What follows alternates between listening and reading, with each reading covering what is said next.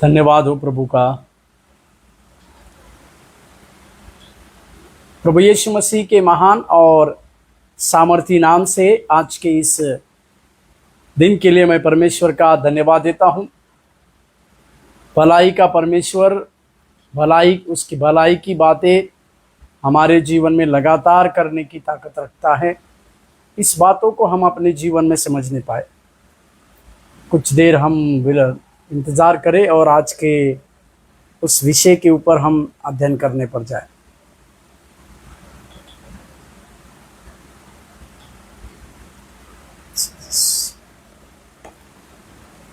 Hallelujah.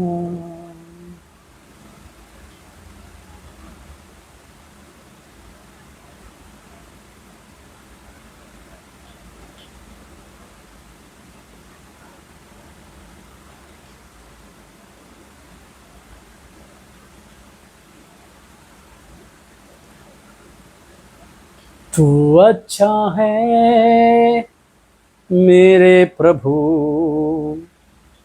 तू अच्छा है मेरे यीशु। जब तक जीऊं मैं कहता रहूं, तू अच्छा है मेरे यीशु।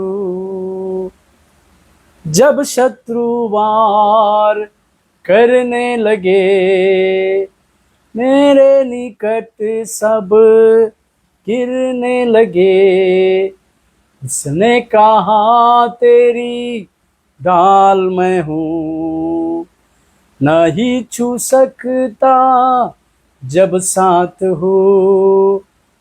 उसने कहा तेरी ढाल मैं हूँ, नहीं छू सकता जब साथ हो। तू अच्छा है मेरे प्रभु, तू अच्छा है मेरे यीशु। जब शेरों के मैं बीच पड़ा, सोचा जीवन अब अंत हुआ। जब शेरों के मैं बीच पड़ा, सोचा जीवन अब अंत हुआ। उसने भेजा अपना स्वर्गदूत, मेरा मसीहा प्रभु यीशु। उसने भेजा अपना स्वर्गदूत, मेरा मसीहा मेरा प्रभु। तू अच्छा है मेरे प्रभु, तू अच्छा है मेरे यीशु।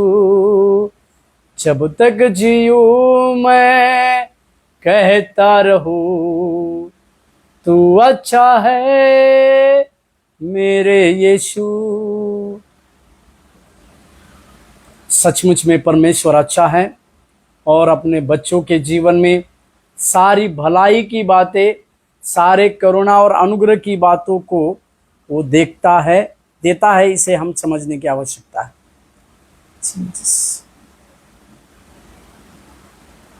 आइए प्रार्थना करें। स्वर्गीय परमेश्वर प्रभु, हम दया और अनुग्रह आप ही से मांगते हैं। आप हमें ऊंचा करने की ताकत रखते हैं प्रभु। तेरी दया की बातें हमारे जीवन में लगातार होने पाए, तेरे अनुग्रह की बातें हमारे जीवन में लगातार होने पाए, तो आशीष देने पाए, तो अनुग्रह देने पाए। सत्र में प्रभु जी तेरे आशीष और अनुग्रह भरी बातें हमारे साथ सदा बनी रहने के लिए हम प्रार्थना करते हैं। आप आशीष दी यीशु मसीह के नाम से, आमीन। और एक बार इस सप्ताह के इस दिन के लिए मैं परमेश्वर का धन्यवाद देता हूं। आज का मेरा विषय है यहूदा के जीवन से सीख।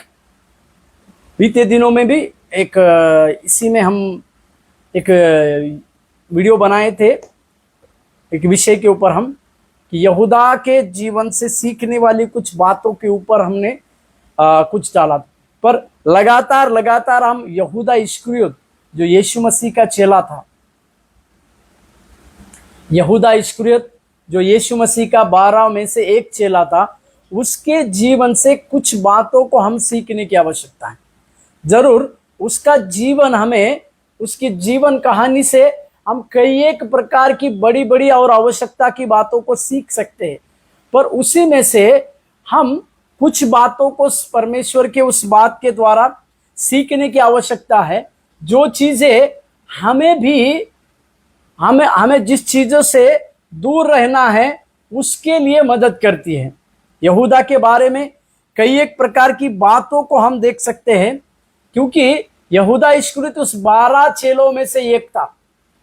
मत्ती के 10वें अध्याय में जब प्रभु यीशु मसीह ने अपने चेलों को बुलाया और उन्हें अपना शिष्य कहकर जब कहा, उस 12 में से यहूदा इस्करियोत भी था। इसके बारे में हम और आप जानने की आवश्यकता है। उस यहूदा इस्करियोत के जीवन से हम आज अस्वीकृत पाप के बारे में सीखते हैं। एक ऐसा पाप जिसको उसने स्वीकार नहीं किया। वो जरूर पापी बना, परंतु उसने उस पाप को स्वीकारा नहीं। उसे अस्वीकृत पाप के रूप में आज हम देखने पर है। यहूदा के जीवन से ये सबसे बड़ी चीज हम आज देखने वाले हैं, वो है अस्वीकृत पाप। अस्वीकृत पाप के बारे में परमेश्वर के वचन में क्या लिखा है, मेरे साथ पहले एक वचन को पढ़िएगा। लूका 15 अध्याय के रोमियो का पत्री 15 अध्याय के 4 वचन को देखते हैं। पहले रोमियो का पत्री उसके 15 अध्याय के 4 वचन। जितनी बातें पहले से लिखी गई वे हमारी ही शिक्षा के लिए लिखी गई है, कि हम धीरज और पवित्र शास्त्र के प्रोत्साहन द्वारा आशा रखें।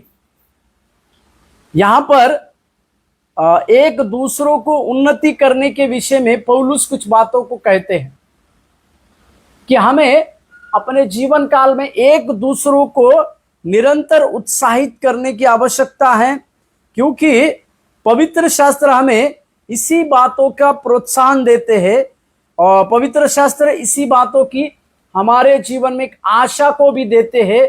इसे हम समझने की बात। यहूदा के जीवन से हम उस अस्वीकृत वाले पाप के विषय में आज कुछ बातों के ऊपर प्रकाश डालेंगे। यहूदा इस्करियोत के बारे में जब मत्ती में यीशु मसीह जब अपने 12 चेलों को जब बुलाते हैं, तो उसके बारे में इस प्रकार से लिखा हुआ है। मत्ती के 10वें अध्याय को खोलेंगे। मत्ती 10वें अध्याय,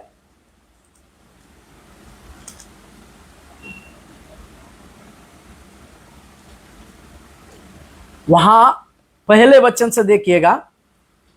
फिर उसने अपने 12 चेलों को पास बुलाकर उन्हें अशुद्ध आत्माओं पर अधिकार दिया। दूसरा वचन 10 का, उन 12 प्रेरितों के नाम। पहला शिमोन जो पतरस कहलाता है, और उसका भाई अंद्रियास, जब्ती का पुत्र याकूब और उसका भाई यूहन्ना, फिलिपुस, बरतलमै, थोमा, महसूल लेने वाला मत्ती, हल्फई का पुत्र याकूब और तद्दे, शिमोन कनानी और यहूदा इस्करियोत जिसने उसे पकड़वाया भी। प्रभु के नाम की महिमा और प्रशंसा होने पाए। हर एक शिष्यों के लिए परमेश्वर का एक उपनाम दिया गया है, या परमेश्वर से, या कुछ लोग परमेश्वर से उस प्रकार के नाम को प्राप्त कर कर अपने जीवन को जीते हैं। जैसे सिमोन को पतरस को परमेश्वर ने सिमोन कहा। सिमोन मतलब बड़ा पत्थर, बड़ी चट्टान। इस थोमा के विषय में संदेह करने वाला बोलकर लिखा हुआ। उसी तरह से यहूदा के विषय में इस प्रकार का नाम दिया गया है, पकड़वाने वाला। इसी के लिए जिसने यीशु मसीह को पकड़वाया बोलकर यहां पर लिखा हुआ है।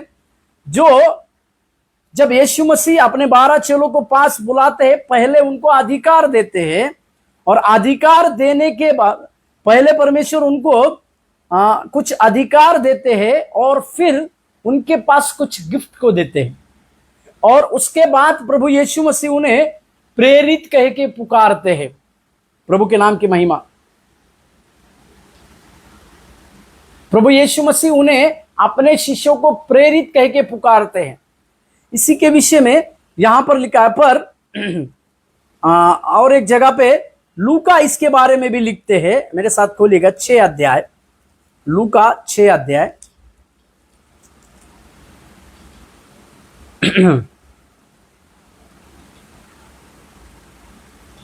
लूका 6 अध्याय में 16वें वचन को अगर हम देखते हैं तो वो यहूदा इस्करियोत के बारे में लिखा है। और याकूब का बेटा यहूदा, और यहूदा इस्करियोत जो उसका पकड़वाने वाला बना। इस बातों को हम और आप समझने की जरूरी है कि लूका भी इसी बातों को लिखता है, मत्ती भी इसी बातों को लिखता है। यहूदा इस्करियोत जो यीशु मसीह को पकड़वाने वाला बना, उसका इसमें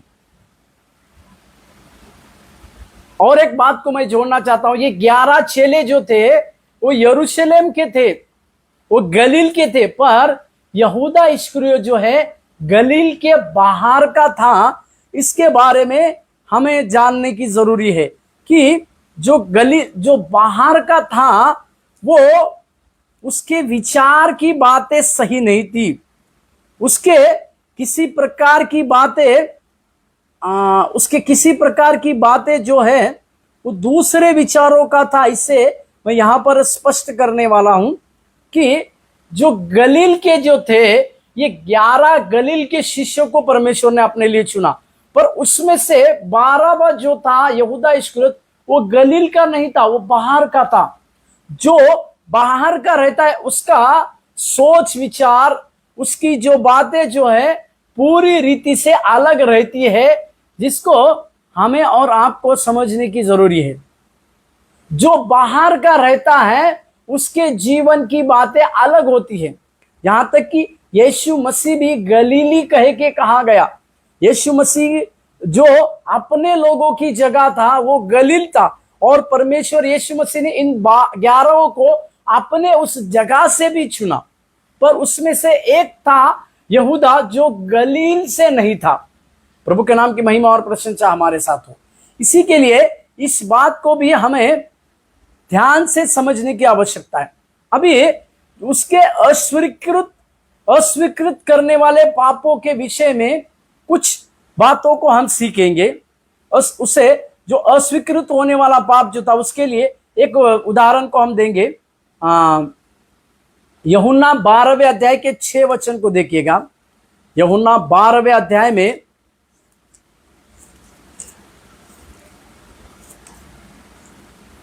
यूहन्ना 12वें अध्याय में एक स्त्री के बारे में यहां पर लिखा हुआ है। जो स्त्री यीशु मसीह के पांव पर इत्र डाल रही थी, उस स्त्री के बारे में भी लिखा हुआ है। मेरे साथ खोलिएगा।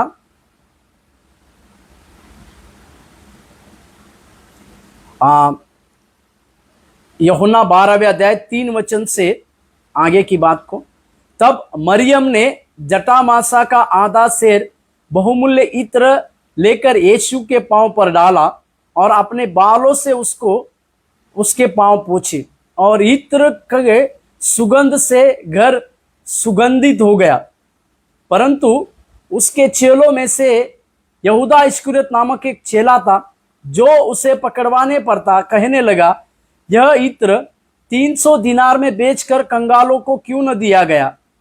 उसने यह बात इसीलिए नहीं कही कि उसे कंगालों की चिंता थी, परंतु इसी के लिए कि वह चोर था और उसके पास उनकी थैली रहती थी और उसमें से जो कुछ डाला जाता था वह निकाल लेता था।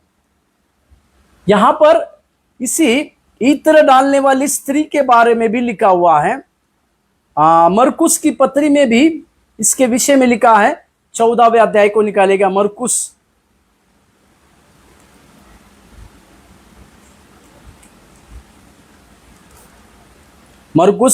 उसके 14वें अध्याय 3 वचन से। मरकुस उसके 14वें अध्याय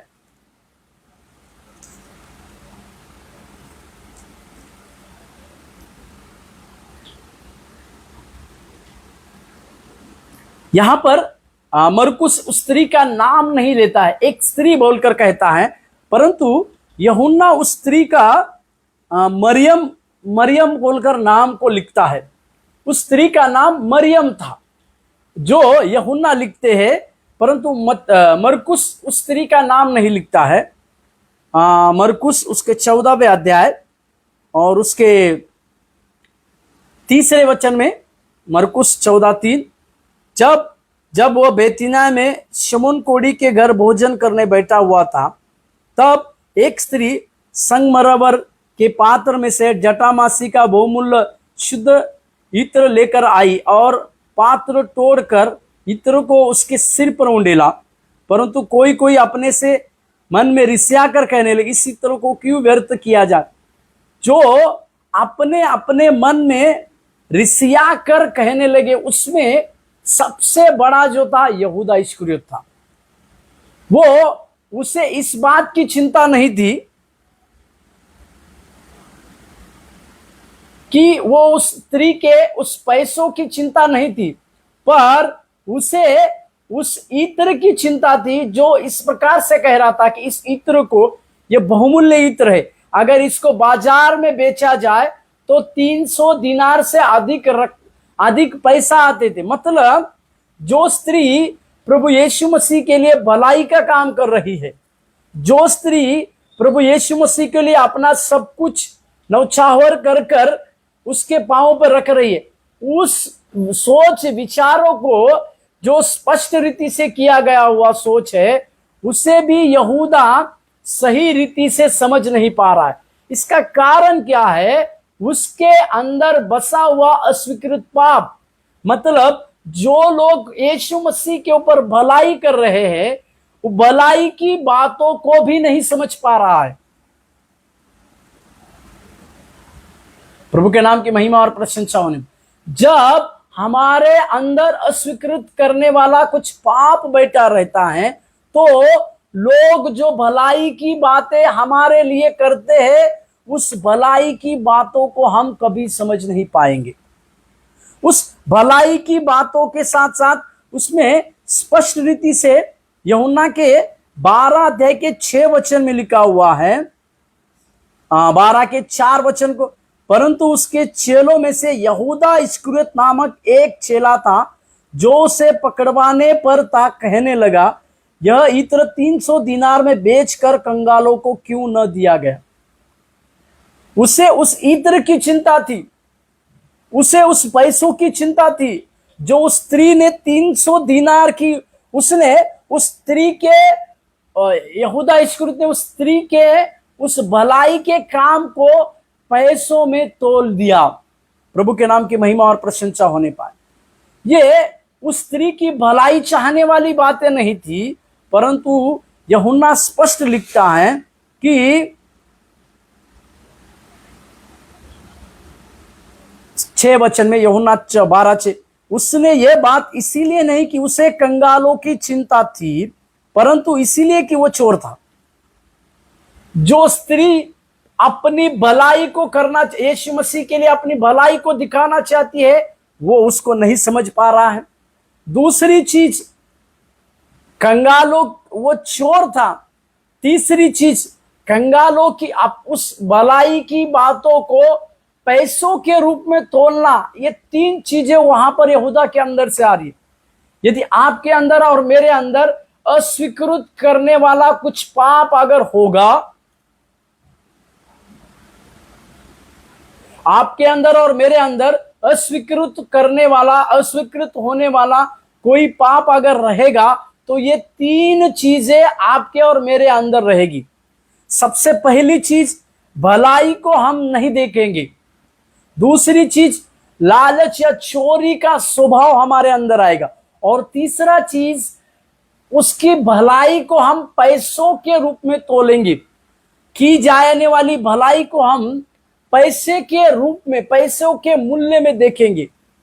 मेरे प्यारों, आज हम परमेश्वर से इस प्रकार से अनुग्रह प्राप्त करने पाए कि यदि परमेश्वर मेरे अंदर किसी प्रकार का अस्वीकृत रहने वाला पाप अगर है, तो उससे परमेश्वर हमें आजाद करे, ताकि ये सारी चीजें, ये 3 चीजें उस व्यक्ति के जीवन में कभी ना आए। यहां पर उसके अंदर और एक चीज बसी थी, वो लालची था। इसी के लिए लिखा हुआ है कि उसके पास एक थैली रहती थी और उसमें से जो कुछ डाला जाता था वह निकाल लेता था। यहूदा इस्करियोत, जैसे मैंने शुरुआत में कहा, यहूदा इस्करियोत वो गलील में से नहीं था। उसका यीशु मसीह के पास आने का, उसका शिष्य बनने का एक अलग उद्देश्य था। हिस्ट्री की कई किताबों में इस प्रकार, वो बरब्बा का दोस्त था। बरब्बा जो है वो चोरी, डाकू और लुटेरा था। वो अपना राज्य, अपने यहूदी लोगों का धर्म के बारे में, वो धर्म का स्थापना करना चाहता था। बरब्बा जो है पेशे से खूनी था, चोर था और डाकू था, पर उसके अंदर वो अपने राज्य की बातों को स्थापित करना चाहता था। और उसी का शिष्य, उसी का दोस्त ये यहूदा इस्करियोत था। परंतु जब बरब्बा को पकड़ लिया गया, बरब्बा को यहूदी लोगों ने, रोमी लोगों ने जब पकड़वाया गया, तो यहूदा इस्करियोत ने यीशु मसीह के बारे में सुना, यीशु मसीह की प्रसिद्धि के बारे में सुना, यीशु मसीह के पीछे जाने वाली भीड़ के बारे में सुना। और उस भीड़ के बारे में सुनने के बाद ये यहूदा इस्करियोत जो है, उसे इस प्रकार से पता, इसका सोच इस प्रकार से बना कि यहूदी लोग इसी यीशु को आगे चलकर अपना मुक्तिदाता को मान लेंगे, उद्धारकर्ता को मान लेंगे और अपना राजा को भी मान लेंगे। और उस राजा के साथ मैं अगर रहूंगा तो आने वाले दिनों में जब यीशु मसीह राजा बनेंगे तो मैं उस राजा का प्रधानमंत्री बनूंगा। इस प्रकार का सोच इस यहूदा के मन में आया। इसी के लिए वो यीशु मसीह का शिष्य बना। हमारा यीशु मसीह का शिष्य बनने का उद्देश्य किस प्रकार है? क्या हम यीशु मसीह का शिष्य बनने के बाद अपना पुराना स्वभाव को छोड़कर यीशु मसीह के पीछे आए हैं? क्या हम हमारा पुराना स्वभाव को त्याग कर हम यीशु मसीह के पीछे आए हैं? क्या हम पूरी रीति से परमेश्वर को समर्पण कर प्रभु यीशु मसीह में आए हैं? अपने जीवन का टोटल समर्पण करके क्या हम यीशु मसीह के पास आए हैं? इस बातों को भी हम इस यहूदा इस्करियोत से सीखने की आवश्यकता है, जिसका उद्देश्य यीशु मसीह के पीछे आने के लिए पूरी रीति से स्पष्ट नहीं रहेगा,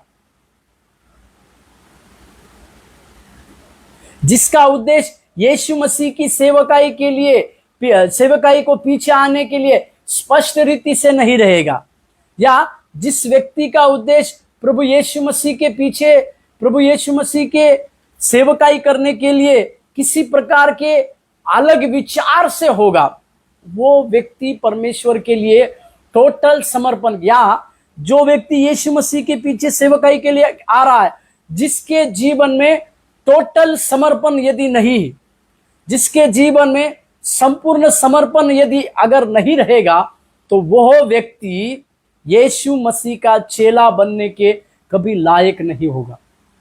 इस बातों को भी हम यहां पर सीखने की आवश्यकता है, क्योंकि उस यहूदा इस्करियोत के अंदर वो अस्वीकृत भरा हुआ पाप था, और इस पाप के चलते उसका उद्देश्य, यीशु मसीह के पास आने का उद्देश्य भी सही नहीं था। यदि यीशु मसीह की सेवकाई हमें करना है, हमारा उद्देश्य अगर सही है, तो प्रभु हमारी सेवकाई को बढ़ाएगा, प्रभु हमारे चेलेपन को बढ़ाएगा, परमेश्वर हमारे जीवन में आशीषों को देगा।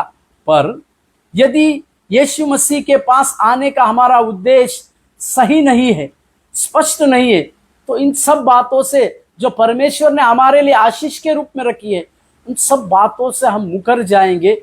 यहाँ इस बातों को भी इस यहूदा के जीवन से हमें सीखने की आवश्यकता है। अस्वीकृत पाप, एक लालच भरा स्वभाव, एक स्पष्ट रीति से यीशु मसीह के पीछे का आने का उद्देश्य स्पष्ट ना हो, इस प्रकार की बातों को इस यहूदा के जीवन से हम सीख रहे हैं। यीशु मसीह, हालांकि यीशु मसीह के द्वारा उसे इस प्रकार की बातों को यीशु मसीह हर एक व्यक्ति को अपनी गलती को सुधारने के लिए अवसर देते हैं, जो उनके साथ साथ चलते थे। 3.5 साल तक यहूदा इस्करियोत यीशु मसीह के साथ साथ चला, कई एक आश्चर्य कर्मों में वो साथ रहा, पर फिर भी उसका पुराना स्वभाव मर नहीं गया। इसी के लिए उसके जीवन में वो ठोकर खाने वाला बना। इस बातों को भी समझने की आवश्यकता है। उसके जीवन का और बात जो है, उसके अंदर एक लालच भरा हुआ था। इसी के लिए लिखा हुआ है 6वें वचन में, उसके पास जो लोग यीशु मसीह की सेवकाई के लिए कुछ अर्पण करते थे, जो लोग यीशु मसीह की सेवकाई के लिए कुछ दान देते थे, उसका थैली जो है उस यहूदा के हाथ में रहता था। मैंने इसी के लिए कहा कि प्रभु यीशु मसीह हमारी गलती को सुधारने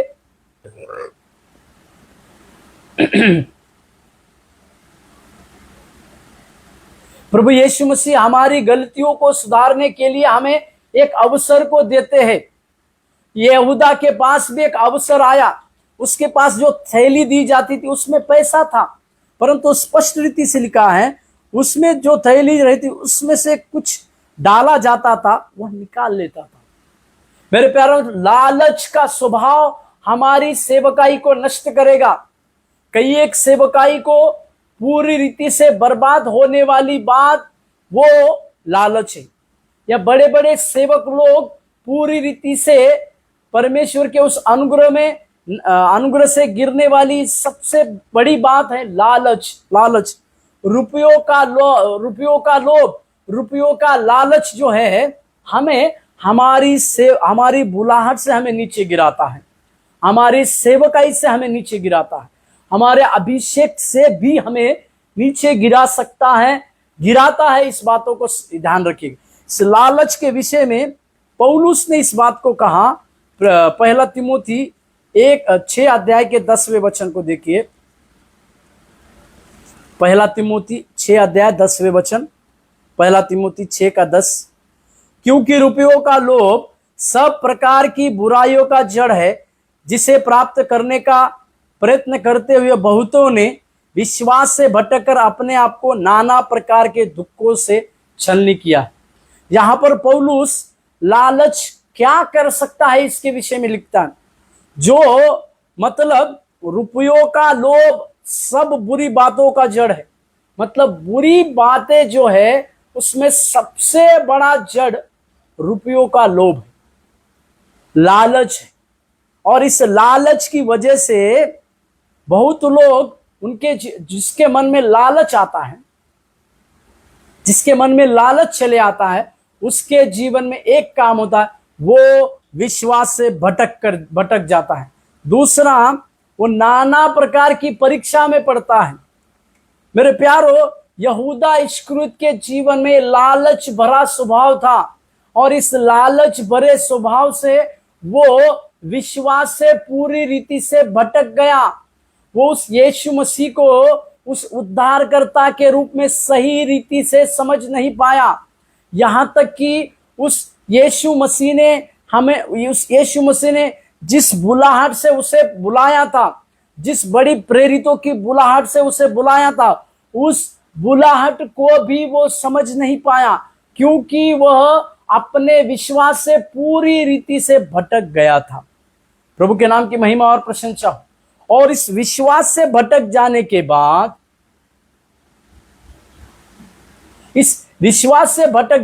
बाद, उसके जीवन में नाना प्रकार की परीक्षा आई। उस परीक्षा में से एक परीक्षा थी मृत्यु की परीक्षा, या उसने अपने आप को आत्महत्या के लिए सौंपा। यह बड़ी परीक्षा, यानी अपना जीवन को पूरी रीति से उसने खत्म किया। इसी के लिए इस बातों को हम समझने की आवश्यकता है। और एक कहानी और एक घटना को मैं आपके सम्मुख में रखना चाहता हूं, जो यूहन्ना के 4 अध्याय में, यूहन्ना के 8वें अध्याय में उस स्त्री जो व्यभिचार में पकड़ी गई थी, या वो स्त्री यूहन्ना के 4 अध्याय में सामरी स्त्री, उसके पापों से प्रभु यीशु मसीह ने उसे पूरी रीति से छुटकारा दिया। उस समय वह यहूदा इस्करियोत वहां पर था। ये सामरी स्त्री के बारे में हम अच्छी तरह से जानते हैं कि वो केवल एक जल लेने के लिए उस कुएं पर आई थी, और वो कुआं याकूब ने अपने लोगों के लिए, याकूब का कुआं था, याकूब ने अपने लोगों के लिए वो कुआं बनाया था, जिसके बारे में हम जानते हैं। और वो स्त्री जो आई थी, उसके जीवन में वो सामरी स्त्री थी, और उसके पास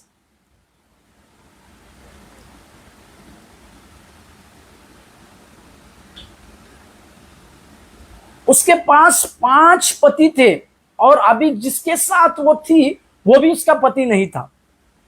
इस वार्तालाप को यहूदा सफाई से सुन रहा था कि यीशु मसीह इस सामरी स्त्री से इस प्रकार से बातचीत कर रहे हैं। वो सामरी स्त्री जो यीशु मसीह के पास चली आई, वो उस गहरे पाप, व्यभिचार के उस गहरे पाप में थी, पर फिर भी यीशु मसीह ने उसे बचाया। फिर भी प्रभु यीशु मसीह ने उसे बचाया। इस बातों को यहूदा अपने स्पष्ट रीति से देख पा रहा है। ये सामरी स्त्री उस यीशु मसीह की उस बातों को सुनकर, वो सामरी ना रहते हुए वो एक अच्छी सुसमाचार प्रचारक बनी। इस बातों को भी वो देखा। साथ ही साथ यीशु मसीह ने उस सामरी स्त्री के पापों से यीशु उसको बचाए थे, यह भी वो देखा। सामरी स्त्री के पापों से यीशु मसीह ने उसको बचाया था। इस प्रकार की बातों को भी यहूदा इस्करियोत अपने जीवन में देखा। उसके सामने एक अवसर आया था कि जो स्त्री जिसके जीवन में पाप भरपूर रीति से रहने के बावजूद भी जब वो यीशु मसीह के पास आती है, तो यीशु मसीह उसे उस पापों से पूरी रीति से बचाते हैं। तो एक अवसर यहूदा इस्करियोत के जीवन में आया, और इस अवसर आने के बाद भी वो उस अवसर को अपने जीवन में समझ नहीं पाया, क्योंकि उसके जीवन में इस प्रकार से उस अस्वीकृत होने वाली पापों की जड़ बैठी थी, लालच की जड़ बैठी थी। जब हमारे अंदर किसी प्रकार की लालच की जड़ बैठती है, तो हम विश्वास से भटक जाते हैं। इसके लिए लालच के विषय में यीशु मसीह ने कहा, जहां तेरा धन है वहां तेरा मन भी लगा रहेगा। और इस बारे में भी लिखा है, मनुष्य परमेश्वर और धन दोनों की सेवा नहीं कर सकता। वो एक को तुच्छ जानेगा और एक को सेवा करेगा बोलकर लिखा हो। इसी के लिए इस लालच भरे स्वभाव को हम अपने जीवन से दूर करने की बहुत जरूरी है। यहूदा ने एक सामने व्यक्ति को देखा जिसको यीशु मसीह उस सामरी स्त्री को बचा लेते हैं पापों से, फिर भी पूरी रीति से परिवर्तन इस यहूदा का नहीं होता है। इसी के लिए 28वें अध्याय में नीति वचन में लिखा हुआ है, नीति वचन 28 अध्याय 13 वचन को देखिए।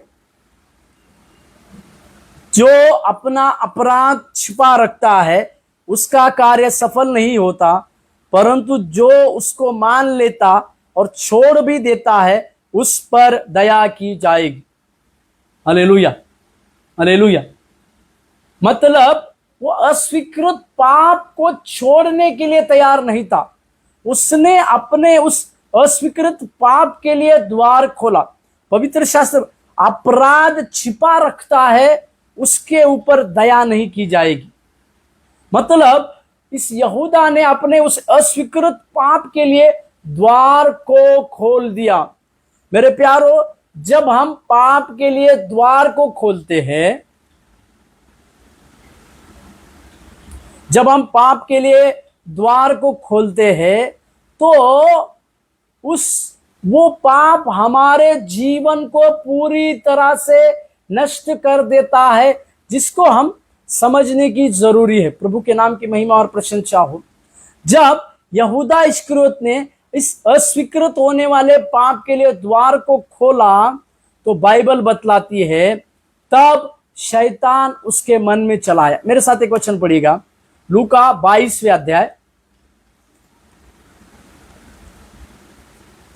लूका 22 अध्याय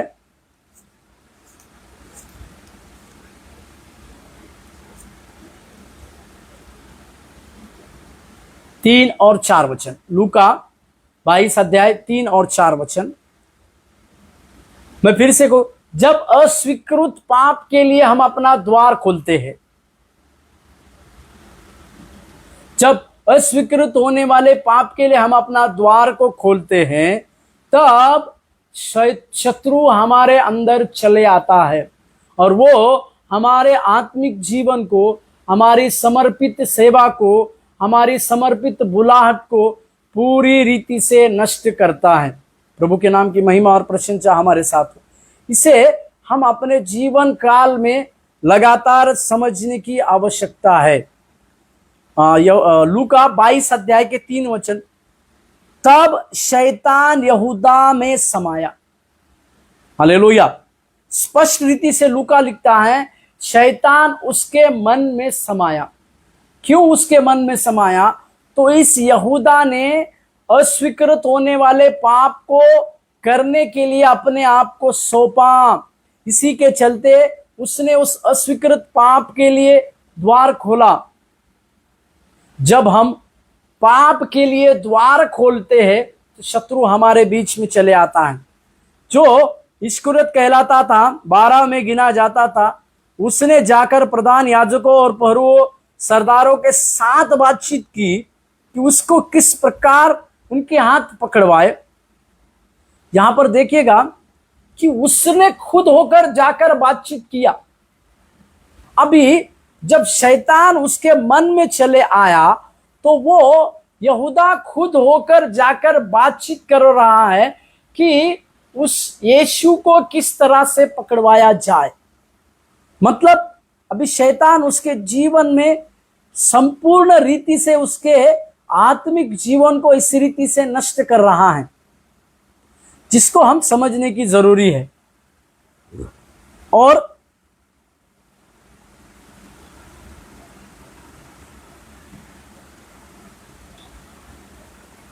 यूहन्ना 13 अध्याय का 2 वचन देखिए।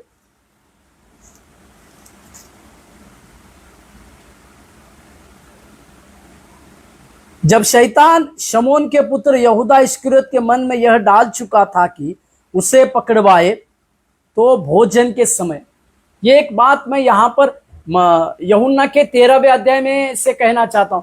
यीशु मसीह अब प्रभु भोजन को, यीशु मसीह पैर को धोने से पहले पैर को धोए और फिर यीशु मसीह ने अपने अंतिम भोजन जो शिष्यों के साथ लिया उसमें यहूदा इस्करियोत छोड़कर उन्होंने सबको प्रभु भोज दिया। उस अंतिम भोज को सबको दे दिया। इस प्रकार की पूर्ति यहां पर प्रभु यीशु मसीह के वचनों से करते हुए हम देखते। इसका मेरा कहने का मतलब यही है, मेरा कहने का मतलब यही है कि यहूदा के मन में, जब यहूदा इस्करियोत ने पाप के लिए जब अपना द्वार को खोल दिया तो शैतान उसके मन में चला आया और उसने अनुचित रीति से प्रभु की उस अंतिम मेज में अनुचित रीति से सहभागी भी हुआ। इसी के लिए नए नियम की कलीसिया के लिए प्रेरित पौलुस पहले कुरिन्थियों के 11वें अध्याय में इस प्रकार से लिखता, इसीलिए हर मनुष्य अपने आप को जांचे और इस मेज में सहभागी हो बोलकर लिखता है। मेरे प्यारों, आज हम और आप इस बातों को समझने की आवश्यकता है। इस यहूदा इस्करियोत के जीवन में वो ना केवल अपने जीवन को नष्ट कर पाया, पर उसने उस अनुचित रीति से प्रभु भोज लेकर यहूदा इस्करियोत ना केवल अपने जीवन को नष्ट करा, परंतु उसने अनुचित रीति से प्रभु की मेज में भी भाग लिया। मैं यहां पर कहना चाहता हूं, यीशु मसीह ने उस प्रभु भोज को यहूदा इस्करियोत छोड़ बाकी सबको दिया, क्योंकि यीशु मसीह उसके बारे में जानते थे। मेरे प्यारो, हमने कुछ बातों को सीखा। अस्वीकृत वाला पाप के विषय में हमने सीखा। जिसके अंदर अस्वीकृत वाला पाप है वो भलाई की बातों को समझेगा नहीं, भलाई की बातों पर पैसों का मूल्य लगाएगा। और तीसरी चीज हमने देखा, वो एक लालच का स्वभाव को उसके अंदर रहेगा। और पैसों का लालच जो है वो जड़ है, बुराई का जड़ है। और इस प्रकार के पैसों का लालच जब चले आता है तो हर एक व्यक्ति उसके जीवन में विश्वास से भटकने वाली बातें होती और नाना प्रकार की परीक्षा उसके जीवन में चली आती है। मैंने इसी बातों को आपके जीवन में कहने की कोशिश किया कि उस सामरी स्त्री को यीशु मसीह बचाते हैं, उसके पापों से उसे आजाद करते हैं।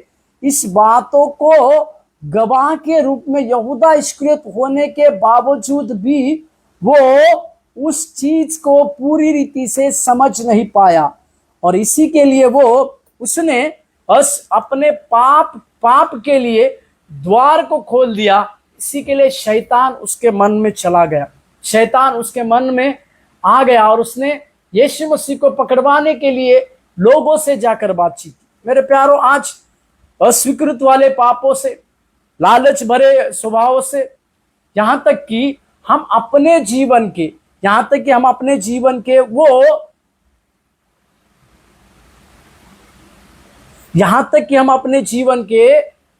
उस उदाहरण के रूप में रहने वाले या गवाह के रूप में जब हम खड़े रहते हैं, तो उस गवाह के रूप में जब हम खड़े रहते हैं, यीशु मसीह जब उस सामरी स्त्री के पापों से उसे बचा रहे, तो हमें भी अपने जीवन को बचाने का अवसर प्रभु लगातार देते हैं।